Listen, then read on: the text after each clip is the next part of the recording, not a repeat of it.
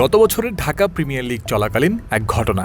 আবাহনীর বিপক্ষে ম্যাচ চলাকালীন আম্পায়ারের সঙ্গে অসদাচরণের অভিযোগে শাস্তি দেওয়া হয় মোহামেডান অধিনায়ক তাওহিদ হৃদয়কে। সেদিনই ম্যাচ শেষে সংবাদ মাধ্যমে এ বিষয়ে কথাও বলেন হৃদয়। সেখানে আবার তার করা মন্তব্যের প্রেক্ষিতে আরও বাড়ানো হয় হৃদয়ের শাস্তি। যদিও বেশ কিছু ঘটনা প্রবাহে মোহামেডান ক্যাপ্টেনের এই শাস্তি কমিয়ে আনে বিসিবি আম্পায়ার্স কমিটি।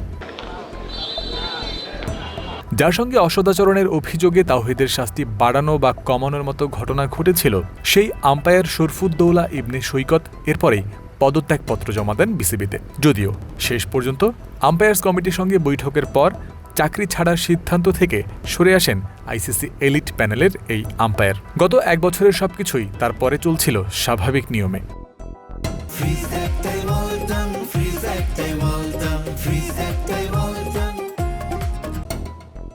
গত বছরের ওই ঘটনার রেশ পুরোপুরি শেষ হয়নি এখনো।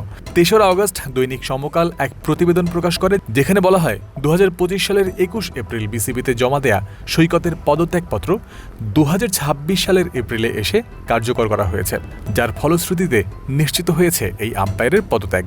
বিসিবির চুক্তিভুক্ত আম্পায়ার হিসেবে আর কোনো দায়িত্ব পালন করতে দেখা যাবে না সৈকতকে।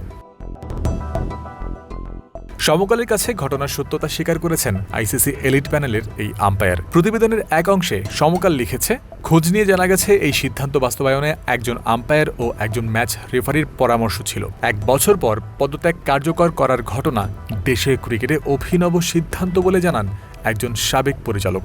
নজিরবিহীন এই সিদ্ধান্ত নেওয়ার কারণ জানার চেষ্টা করে ফোনে পাওয়া যায়নি বিসিবি সিইও নিজামুদ্দিন চৌধুরীকে। ফোনে পাওয়া যায়নি আম্পায়ার্স বিভাগের ইনচার্জ আবদুল্লাহ আল নোমান অভিকেও।